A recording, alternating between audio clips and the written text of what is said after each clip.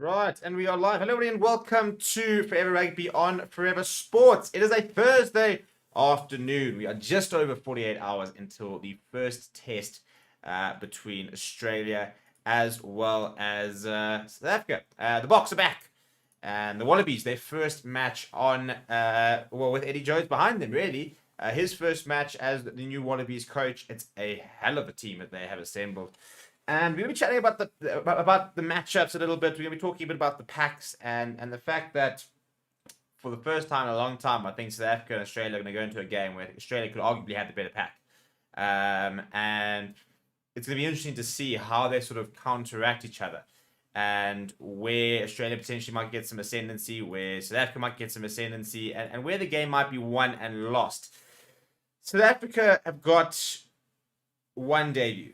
In John Clayton, whereas Australia have Eddie Jones has named 4 debutants, and there's a very inexperienced bench. South Africa not a hell of a lot of experience across a certain amount of positions, but overall a pretty experienced side. The nice thing about the current coaches is that they've done a very good job over the years of capping players, getting players game time, and so whilst there are a couple of names who are very new to international rugby.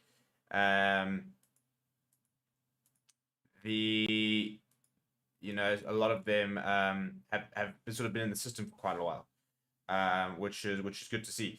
So yeah, what we're going to be doing though is we're going to be having a look at the Australian side that has been named, and we're going to be kind of sort of picking it apart a little bit. And in the past, maybe we're picking it apart, looking for the weaknesses. I'm looking at this going, Schweppes, I think the Boks are going to be in for a hell of a game, which is I suppose what we want. It's exactly what we want. We don't want this to be a walkover. We don't want this to be an easy game. We want our boys to be tested. We want this Boks team to really be having to go and play really well to win the game. And this Australian side is definitely going to test this side. In fact, I wouldn't say they're going in as favourites because, the Boks are at home and they're at Loftus, but it's one of the best Australian sides I've seen them in a while. A couple of interesting decisions, though. So there's a lot to talk about. And also, I was in the press conference this morning with Eddie Jones. It is currently on the channel. So if you'd like to go and check it out, it is over there. Eddie Jones sort of saying that they're not worrying about the Springboks in terms of focusing on their game plan, that they are just worrying about themselves. They are focusing on themselves, and whatever the Boks bring on the day, the Boks will bring on the day. But that is not what they're going to sort of focus on. They want to sort of focus on the internal processes rather than sort of the external noise and stuff like that. So I've got a poll running in, and it says, can the Springboks match the Australian pack? Simple yes or no answer. Go and vote on it, and jump in the chat. Let's go and let's have a conversation about how we feeling about this weekend, and where we think the games will be won and lost, and just how good this Australian side could potentially be. And let's have a look at the Australian side. Right, so that is the side that has been named. Now, interestingly enough, first of all, 2 co-captains in James Slipper, Michael Hooper. James Slipper is a slight doubt. Interesting that they're also having an issue with their starting tight, Louis said rather. They are hoping and expecting him to be available for this weekend, which is why he has been named. But he's not 100% yet, so they've said they're going to give him as much time as he needs.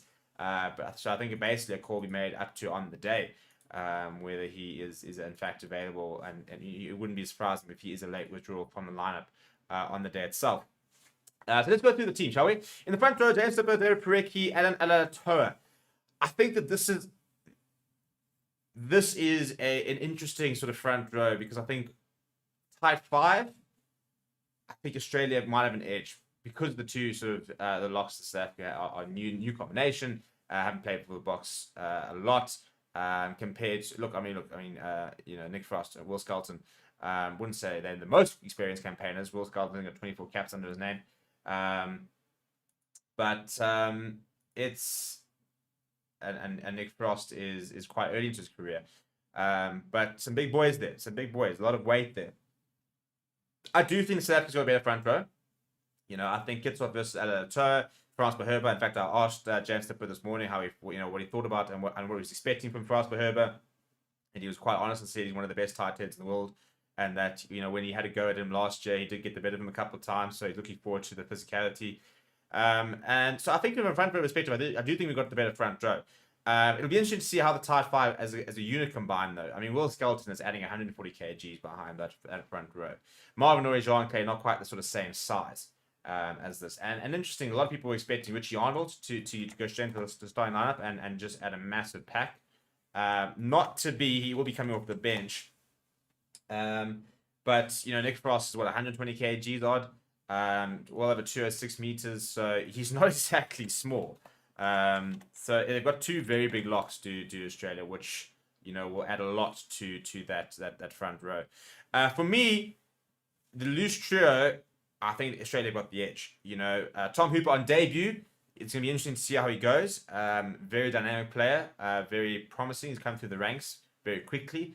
Michael Hooper, I think we're going to see him back to his best very quickly. I think that last year he had a bit of he had some mental health issues he had to sort out, and he took a bit of time away from the game, and I do think that he will be a lot better for it. So if Michael Hooper gets back to the form he was in the last couple of years, he's a frighteningly good player. And then Rob Valentini, we all know what Rob Valentini is all about. Very different loose trios, though. And this is an interesting part, and Michael Hooper was asked to comment on it today. The breakdown and the fact that a lot of people are worried about the South African loose trio not being particularly quick. Usually we have a Siya Kolisi, a Kwagga Smith type of player who is very quick to the breakdown and does a lot of cleaning and a lot of work there. And people say that Mark Verstappen not quite this as quick, and PSTF Dwayne Muir not as mobile around the pack as for example, if you had an Evan Roos at 8th man, for example, and Kwagga Smith involved there, or Dion Freed coming off the bench. So that is an interesting thing. I think the breakdown is going to be quite interesting. Stephen Kitsoff at the breakdown is going to be very useful from a jackling perspective. He does love to get his hands on the ball, as does Marco Verstappen. But it is not the quickest pack. Even if you look at our locks, Jean Klein and Marvin Ory, they're not the fastest around. Not that they're going to lose too many battles to the likes of Nick Frost and Will Skelton. But I do think I look at this Australian loose trio, and I think it's a very good loose trio that can get around that park very quickly. And then we go to the back line. Now, Nick White, Quade Cooper, I think could be one of the best half-back pairings in the world, to be honest, if they really pitch up. I think Nick White is world-class. We don't like him. A lot of people don't like him because of his theatrics last year, but he is world-class at the end of the day. I don't think we can deny that. And Quade Cooper, well, I mean, it's Quade Cooper, isn't it? I mean, when Quade Cooper cooks, he can be unplayable at times. Also, a very different Quade Cooper to the one we've probably seen more recently in South Africa. He's 35 years old. He's getting on in years, but he's matured at the end of the day, and he's no longer the hot-headed, maverick-style player that he was 15 years ago when he sort of burst on the scene. I mean, I'm pretty sure he made his debut at about 20, 21 years old. He was very, very young when he played for Australia. 2008, literally 15 years ago. Was when he played his first game for Australia. So he's a very different player these days. And I think that he'll have the maturity to be able to manage this game very well. Apart from that, Marikai Korobeti, we all know what he's all about. Suliasa Vinivalu is a very interesting choice. A lot of people are saying that they're very surprised on the back of what people are describing as quite an average Super Rugby that he has gotten the nod. Eddie Jones very much sort of talking about the fact that he was one of the best rugby league footballers in the world last year, and he thinks that from a threshold point of view that he could become one of the best rugby union wingers. So I think this is very much a gamble. I think that's probably their big gamble this weekend is giving him a go and seeing what he can do. Tom Wright at fullback, a lot of pace, and then Reece Hodge at inside centre is interesting. I think given the fact that you expect this to be quite a big kicking battle and you expect this to be a very kick-driven sort of orientated game, very surprised that they haven't gone with Reece Hodge at fullback. First of all, because of how good he is in the air, and also the kicking game. Lenny Qatar then outside him, good player, Lenny Qatar. So, I mean, personally, I think that the Boks will be looking at that back three, and they'll be thinking, right, we're going to go to the air a lot. Reece Hodge is, very good in the air, but he's playing it inside centre, so he won't be fielding as many of the up and unders as he would have if he was at fullback. So I do think the Boks are going to put into sort of a bit of an aerial sort of wall really, and throw it up high in the air. Off the bench though for Australia, and this is where it gets quite inexperienced. The likes of Jordan Ulisa, Matt Gibbon, Zane Nongo on debut, Richie Arnold on debut, Pete Sami, Tate McDermott, Samu Karevi, and then Carter Gordon on debut. So yeah, it's not an experienced bench at all. I mean, Carter Gordon is a 22-year-old fly half. Kareem's played 41 tests. Pete Samuel's played 32 tests. But apart from that, I mean, Tate McDermott is the next most experienced, 21. Matt Gibbon has played 5. Oles has played 15. So it's a very inexperienced bench. And the bench is going to be so important because it is the game at altitude. And the big thing the Boks need to do is use the altitude, really move the likes of a Will Skelton and Nick Frost and make sure that they're heaving. Because you want to make sure that bench is having to be used quite early because they're suffering with the altitude. And then we've got a 6-2 split bomb squad, throw in the buggers and cause chaos. So it's a very good Australia at 23, to be honest. I'm nervous. It makes me nervous, but excited at the same time. You know, there was a time where the Wallabies weren't particularly strong, and you kind of thought you didn't have to have your best team to beat them. I think those days are gone by. I think they have taken a lot of steps forward in the last few years. I thought Dave Rennie was doing a decent job, and I think Eddie Jones will pick up the mantle, and I think he'll move them even further forward. So I think it's going to be a very good match. I do think that, you know, they arguably do have potentially a better pack. And it'll be interesting to see how the Springbok pack copes with it. It's a fantastic test for so many players. I think that's what makes me so excited, is that this is a proper side that is going to test every single one of our players. You can't hide. As a Bok player, you know, you can't hide. Kane Moody is going to be sitting there going, right, I've got to worry about, you know, the likes of a Koroibete on the one side. And Kurt Lawrence is going to sit there saying, right, I have to worry about Sulasi Benavulu. So you can't hide, and in any game where you can't hide is a really good test. I mean, they've gone with 2 big wings. I mean, Benavulu is at over 1.9. He's about as tall as I am. I think I'm a bit heavier these days. I reckon I can hold my health, but I mean, wouldn't say I'm exactly as quick. But he's about 100 kg winger. Marika Koroibete is not small at all. So they've gone with 2 big wings. The centers, you know, Reece Hodges is a unit. So they've gone with a very big backline as well. So I think, I mean, that Reece Hodge versus Andre Estes is obviously the bigger player, because Estes isn't just a tank. But it's a lot of physicality across the line. So I'm expecting a proper, you know, grind, tough, you know, big physical clash, which is going to be quite entertaining. Going into the comments, Justin Server saying, pack to match, it's much better. You can't. I think we'll see on the day, won't we? I mean, I think it's difficult to say categorically that it is better when Will Skelton has taken a while to get back into the swing of things here. James Slipper did come undone against Francois Herbert last year. Tom Hooper is on debut. And Alato also, you know, we got the best of them last year at scrum time. So Valentini Hooper, yep, we know exactly what they're all about. Michael Hooper plays to Michael Hooper's potential, and he's one of the best players in the world. 124 tests, you can't buy that kind of experience. So I think I think it's quite evenly matched in terms of, I think they might have the edge in the loose from a mobility perspective. I think our set piece will still be pretty good, and we are a set piece driven side. So if our set piece is good, then that'll help us a lot. James saying this weekend is prime for an Oz upset. Springboks have to bring the A game. Just Rock Up saying, just hope the ref manages the scrums due to Wallabies trying to prevent our dominance by scrumming inwards like last 2 years. James Gatt saying, hopefully they keep an eye on Koroibete's tackles. Just referring to Nick White, a world-class actor. Unbiased Rugby Pod saying Springboks don't have their work cut out for them. Quality side, let's see if they can hold their weight. I think do have their work cut out for them, or crumble under pressure. Brent saying, do you think the fact that we sent all our starters to New Zealand will affect us? It will, obviously. You know, not having an Eben Etzebeth in your team is going to affect you. Not having a Malcolm Marx in your team is going to affect you. Not having Faf de Klerk is going to affect us. Kobus Reynolds is a world-class player, but Faf de Klerk, especially the way our defense system works, is so pivotal to it. You know, not having Cheslin Colby is going to affect us. So there's no doubt that it's going to affect us. But that's good. Isn't that the whole point of this team? You know, we have rotated and we have named, you know, 2 very different teams, but that's the whole point. They're going, right, that is a quality Wallaby side. You're going to have to beat them. Go and show us. If you want to go to the World Cup, you've got to be able to beat teams like this. At the end of the day, I think that is it, isn't it? You want to go to the World Cup. You want to go and win a World Cup. You have to be able to beat the best players in the world. That is a team that will test the best players in the world. And so that's the perfect opportunity for a Kane Moody, a Kirkley Orense, Andre Esterhuizen, you know, a Marco van Staden coming back from injury. It hasn't been a while. Can he do it? Jean Klein, you know, hasn't played international rugby since the World Cup 4 years ago for Ireland. He's a different player, much older, you know, in his prime. Can he cope? Can he be an international lock? or are we going to stick to our usual sort of suspects, or the likes of Sneijman, Mostert, Etzebeth, Lua, Diago? So I think for me, I'm very happy about the fact that it is such a good Australian side because it will provide such a stern test. The expectation is always to win, and that won't change. But the nice thing is that it's not a side where if you were to lose, you turn back and say, "Oh well, if we can't even beat that Australian side, we don't stand a chance." It's a good Australian side, so there would be no shame in losing. But the expectation that we have from Springbok fans is you got to win.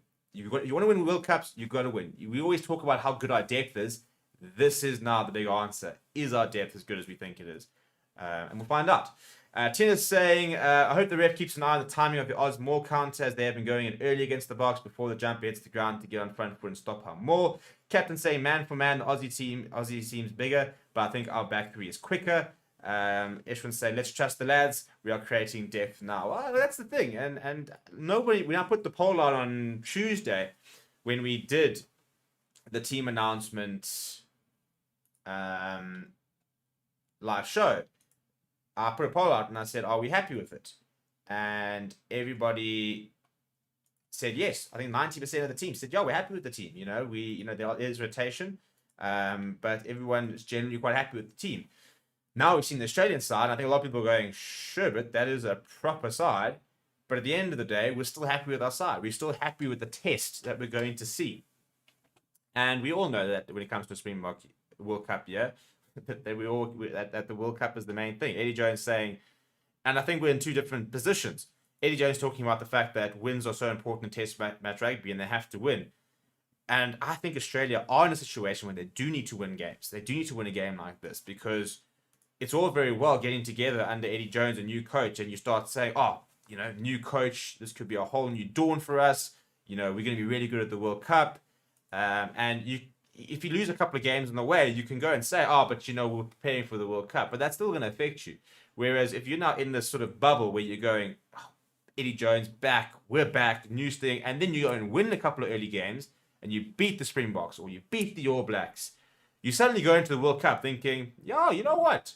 We've actually got a good draw. We can comfortably get through to the quarterfinals, and then once you get to the quarterfinals, you're 3 wins away from the trophy. They've won the competition before. Eddie Jones has won the competition before, not as the head coach, but he's been part of a World Cup winning squad. So that's why I think they're going all out here, and they're going to go out there to win, because it's about getting that belief.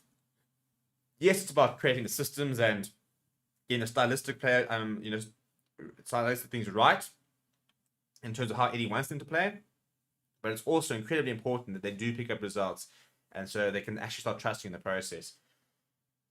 We talk about how Rassie Erasmus, he's talked about the fact that he was potentially 1 win away from having to walk away, when after that ridiculous, couple of losses against New Zealand and stuff like that, in that sort of patch of form we were in 2018.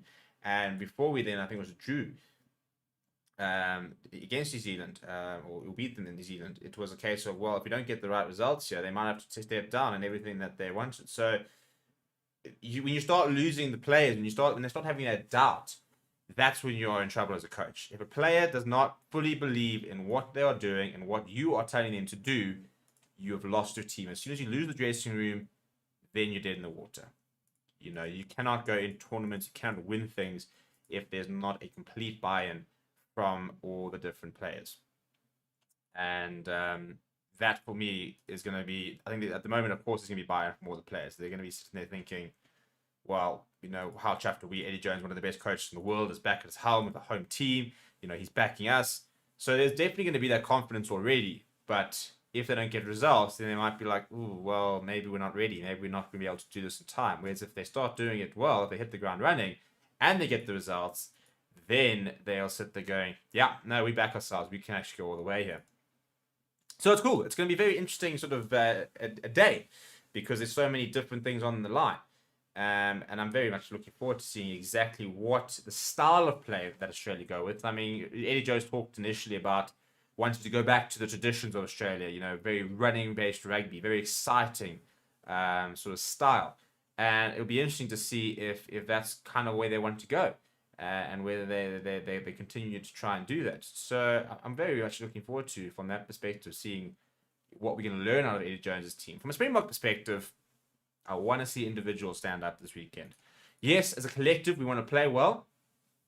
But to be honest, for me, and they've said it's kind of a bit of a World Cup trial match. So therefore, I'm looking individually. Are you good enough? Should you be going into the World Cup? And certain players I want to look at are the two locks. Because I'm worried about Archie Snyman. If he can stay fit until the end of the World Cup, happy days. But if he goes down, who's next? You know, our 6-2 split was traditionally with two locks on the bench. Because of the quality we had, so we can, tweak it a bit. But that's kind of what we want to go back to, isn't it? I'm looking at Mani Libbok. Can you step up and guide a Springbok side? I'm looking at an Andre Esterhuizen. Are you a genuine like for Damien Delaney? If he goes down during the World Cup, are we panicking? Are we going, or are we going, no stress. Esterhuizen, you're going to step in and you're going to be fine. I'm looking at Dwayne Vermeulen. Is he still capable of producing at this level? I'm looking at PSF Latoy, who was going to go to the World Cup and the start of the World Cup, but last year had quite a slow, start to things. And Frank Moster actually ended up playing ahead of him in certain games and probably better than him. Can we see the PSF Latoy that we saw that won the World Player of the Year? Tomorrow Saturday I'm looking at Kirkley Arendse. Are you going to try and push Mapimpi to bench? Or, are you an option to start, or are you just a squad player? Off the bench, Evan Ruiz, can you bring your form? Can you be that something different, for the box? Dion Free, can you be a utility forward? Like the likes of Damien Williams, I'm not too worried about. But Grant Williams, can he put himself into contention to be a third choice scrum half? What seems to be between him, Jaden Hendrickse, and Herschel for that third choice. So I don't think we'll take four scrum halves to the World Cup. So I think it's Kobus and Faf who are pretty much there. I think Jaden, if he's fit and firing, will probably be there as well. But Grant Williams has got hopefully a couple of tests to go and say, no. Don't just assume that that's going to be your guy. I can be your guy as well. So there's so many things that we, there's so much information we can potentially get out of this weekend, which is what excites me so much.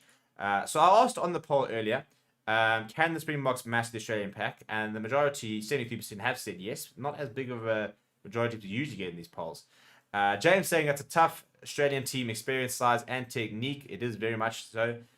So the question is, will we get the result? Well, my official preview will be out today. We'll also have the official preview for New Zealand versus Argentina. Their team should be announced pretty shortly, actually, if they've not been announced already. And I might have missed in the last hour or two.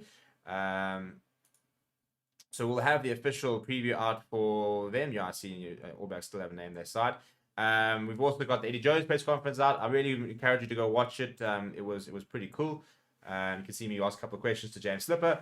But yeah, it sort of gives you a bit of an insight as to how they're approaching this weekend. Apart from that, Mani Libbok has got a press conference. We've got a press conference of Mani Libbok up talking about his trials and tribulations with regards to his journey to becoming a Springbok.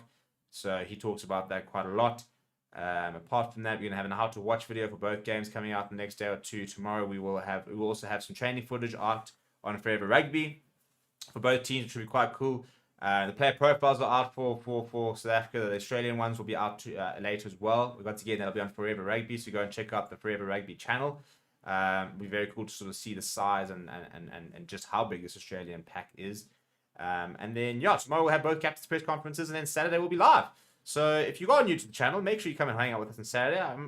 It's Springbok time. It's time to get into the watch-alongs and to really enjoy and get stuck into some proper international rugby. But please do smash the like on the video. Please do subscribe to the channel as well. Thank you very much for watching. My name is Steven, and I'll chat to you guys all very soon.